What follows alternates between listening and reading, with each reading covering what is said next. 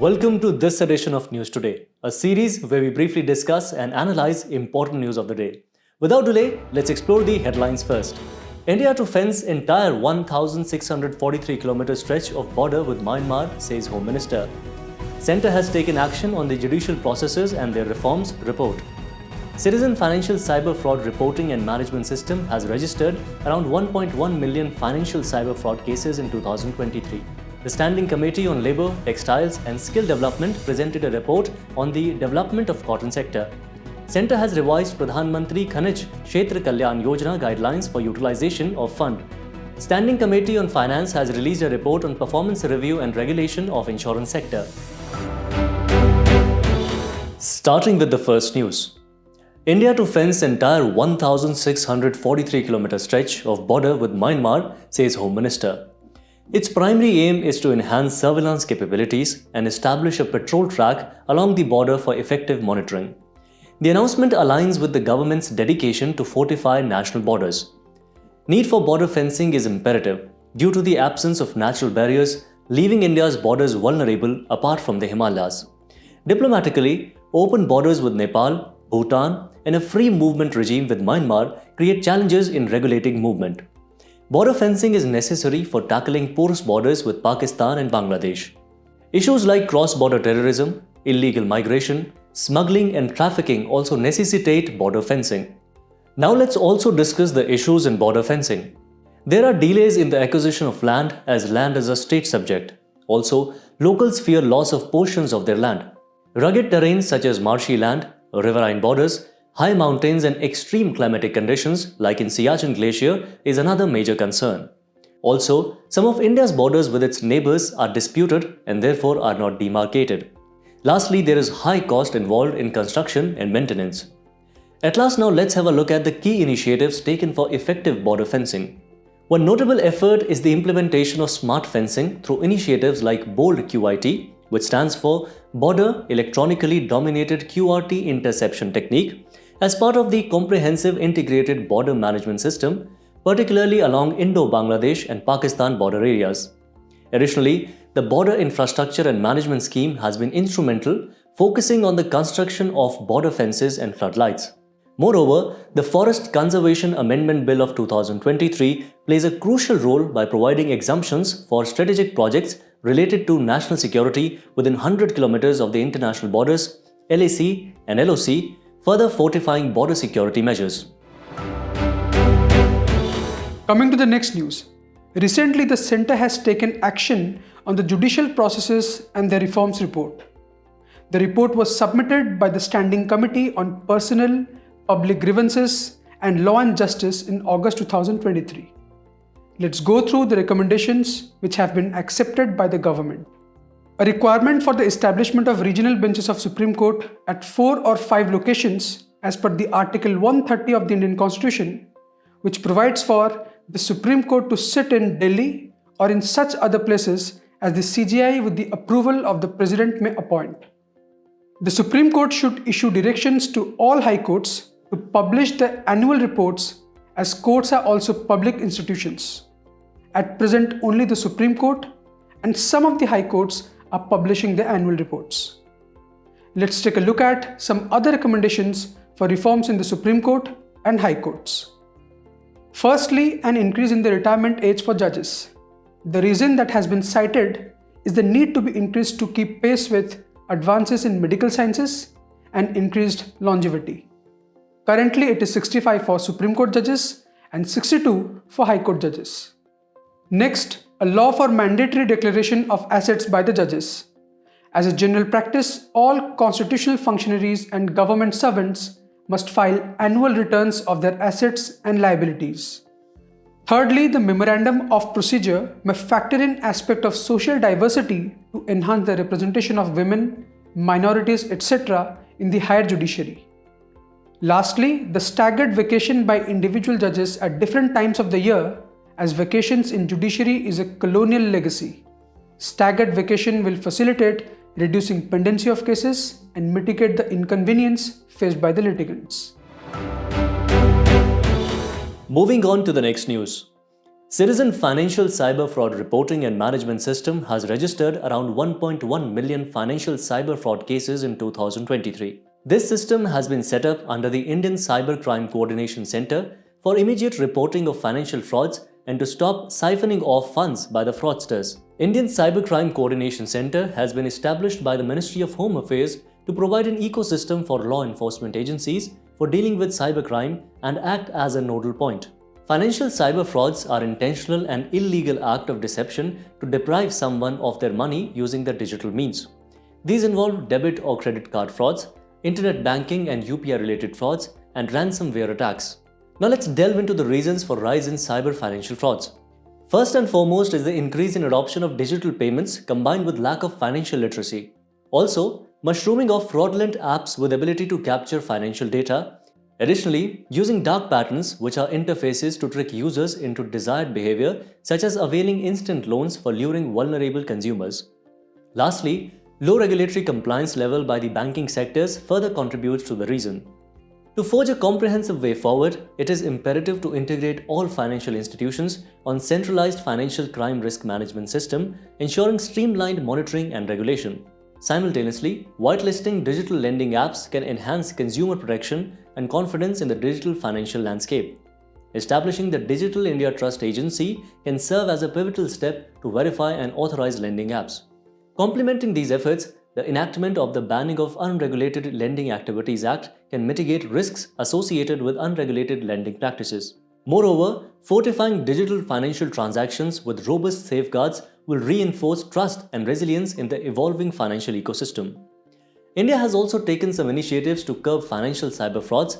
These include National Cybercrime Reporting Portal and toll-free helpline number 1930. Computer Security Incident Response Team Finance Sector under CERT-IN.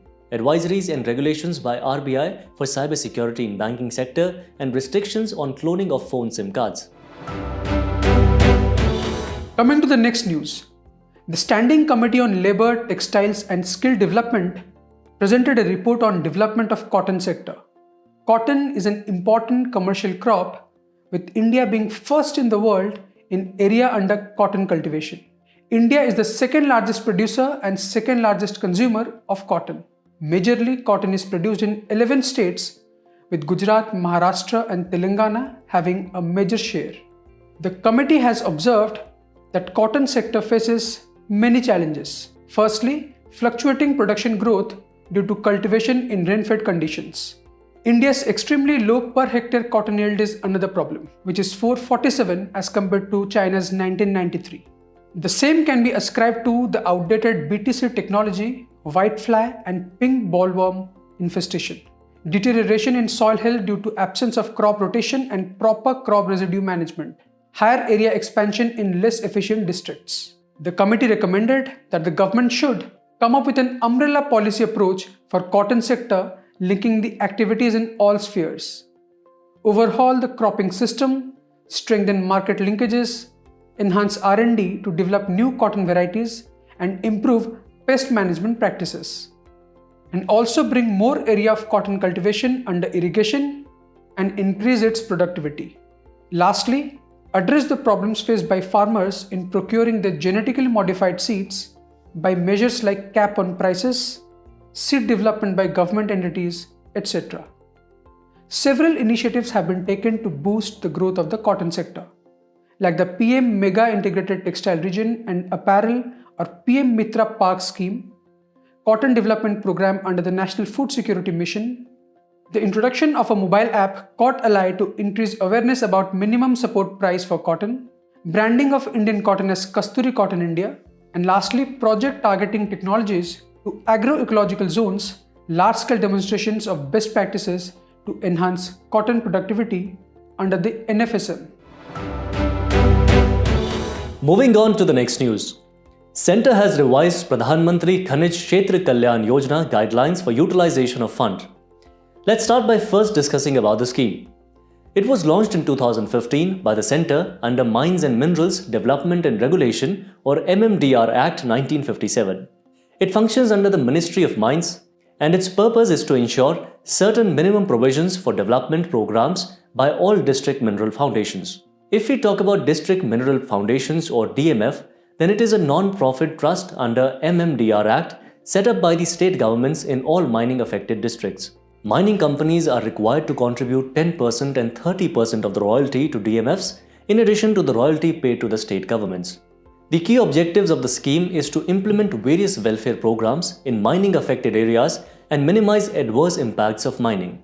Now the question arises, who will be the beneficiaries under this scheme?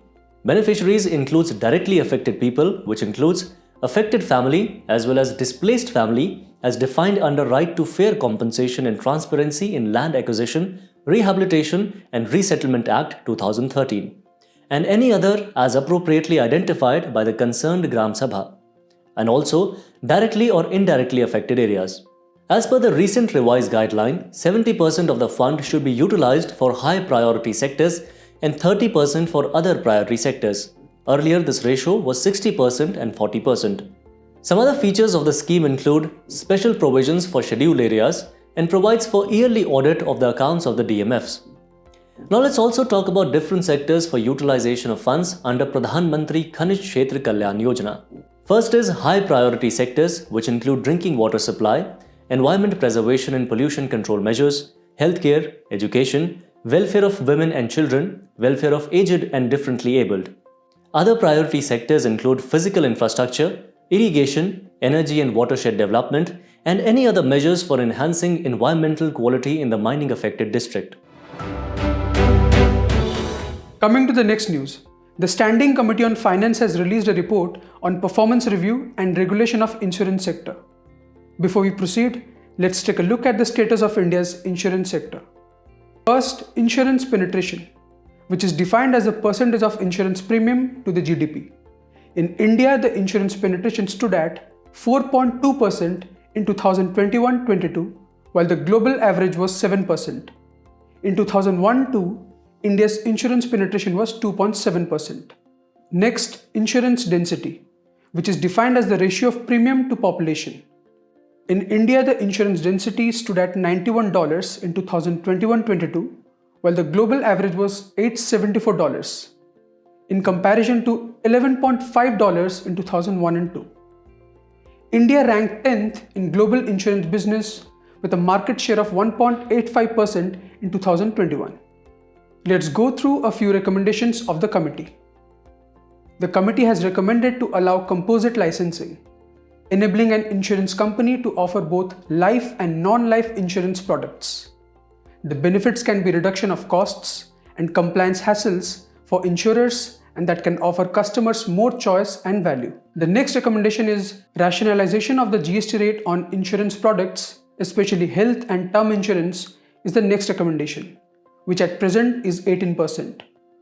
There is a need as the high premium burden acts as a deterrent to getting insurance policies.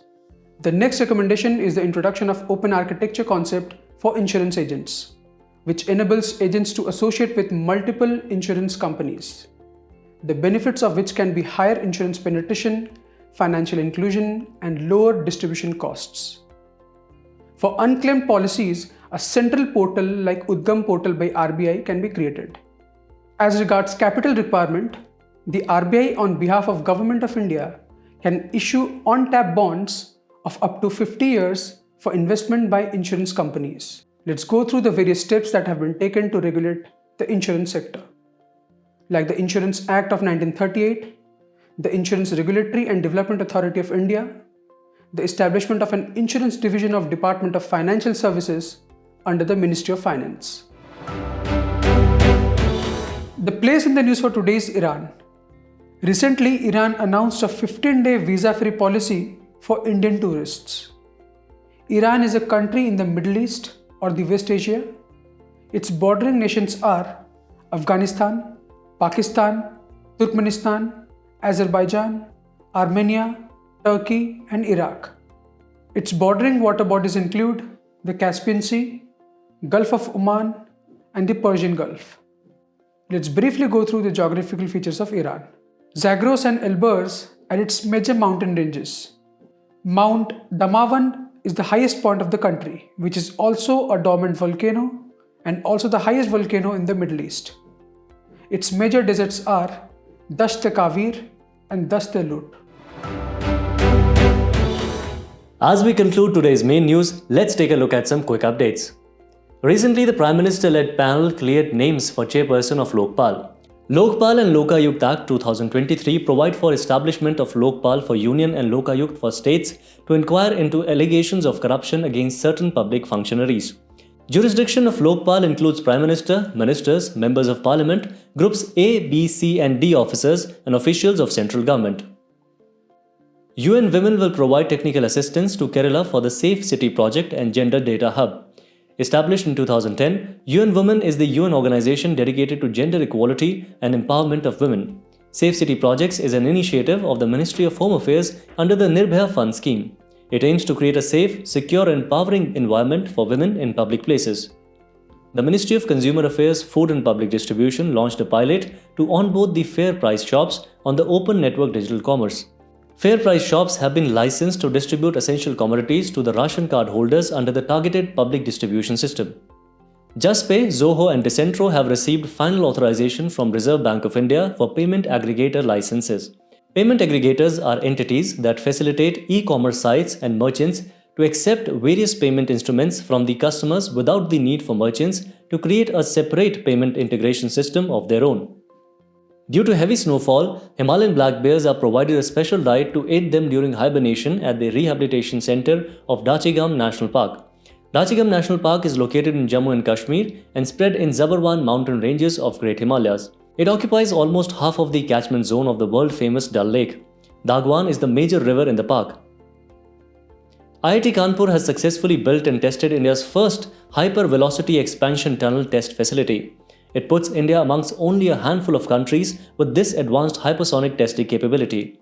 This project was supported by the Fund for Improvement in S&T Infrastructure of the Department of Science and Technology. Russia blamed the use of US-supplied Patriot missiles for downing the plane carrying Ukrainian prisoners of war. Patriot, or Phased Array Tracking Radar for Intercept on Target, is a theater-wide surface-to-air missile defense system.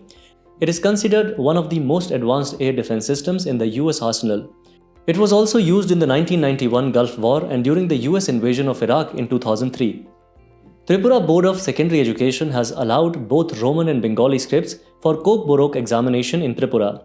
Kokborok language is the mother tongue of Borok people who are geographically known as Tripuris. Borok inhabits Tripura and other northeastern states along with Uttarakhand. Before we go, it's time to put your knowledge to test in today's segment of Test Your Learning.